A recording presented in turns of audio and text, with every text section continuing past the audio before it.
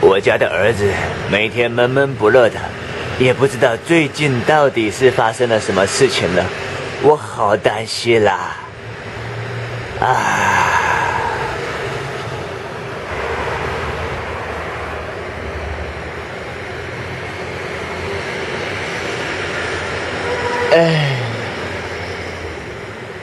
车铃放棍一直练不好，我对我的人生已经没有什么希望了。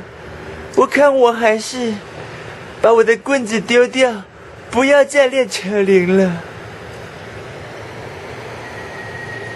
孩子，你为什么垂头丧气呢？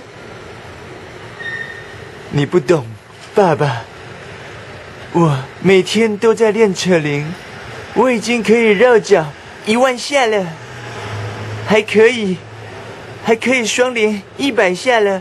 为什么我的放棍就是练不好呢？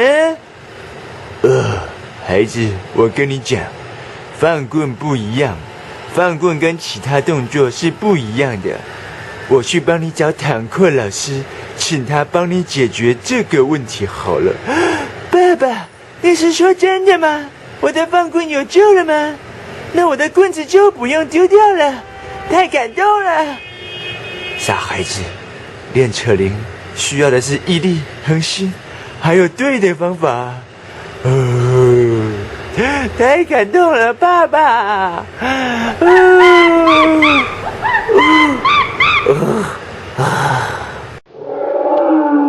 好，各位同学大家好，我们今天要上的是一个放棍的系列。我稍微讲一下为什么我会想把它整理这个系列，因为其实放棍跟很多动作其实是不太一样的。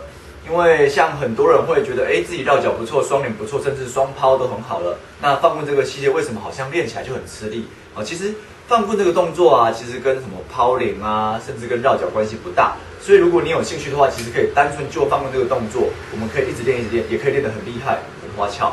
对啊，那我今天就特别为这个东西，我们从头开始教一个系列。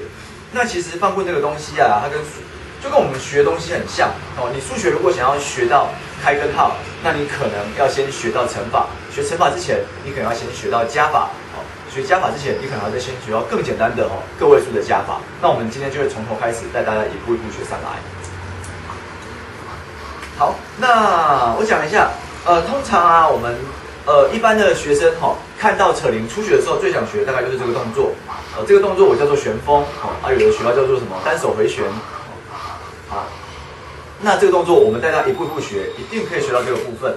那如果这部分会的同学啊，很多都会想说，那他想要学这个动作叫转转。放心，我们今天这个系列也会带大家一路学到这里，好不好？好，我们来一步一步来吧。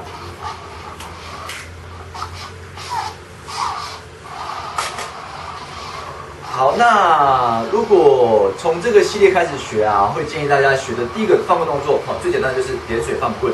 点一个水之后放掉，接，这是最简单的一个部分。那如果右边会了，通常我会建议左边也要一起会，两边都会。好，那一个会了，下一个学什么呢？我简单，我们学两个的。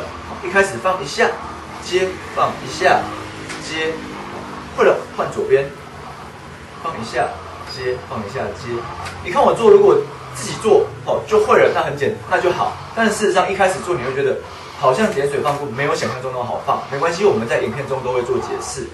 好，两下，一下一下放会了，我们会试着学两下，一次放完。左边也是，一次放完。好，那这个如果也会了，那就学3下。你会觉得为什么要学那么多下？因为其实我觉得3下学起来之后，后面你学旋风真的很好学。来。后面会学到3下，一次放完。当然，你手感好的话，可以练到4下、5下都可以。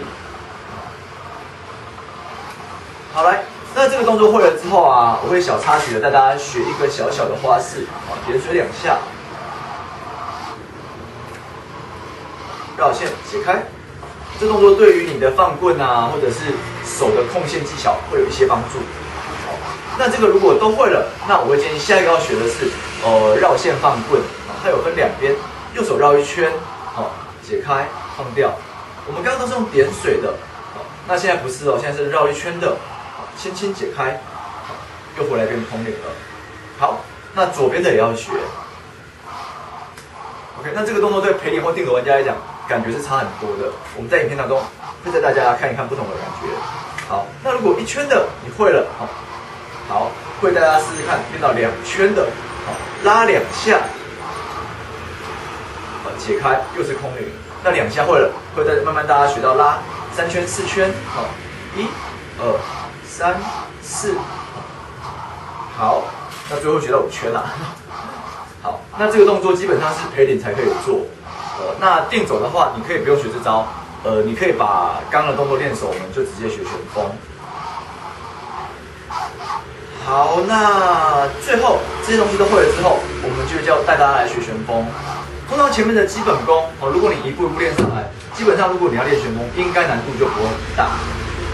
那旋风会了之后啊，接下来会带大家学的是左手的旋风。因为我的经验来讲，左手旋风如果会了，再去学转转，基本上难度就降低很多了。我们再带大家学转转。我们这个系列最后就是以转转，做最后一招，做收尾。那也希望这样对初学或者是对于放棍有兴趣的人会有帮助。就这样子，谢谢大家。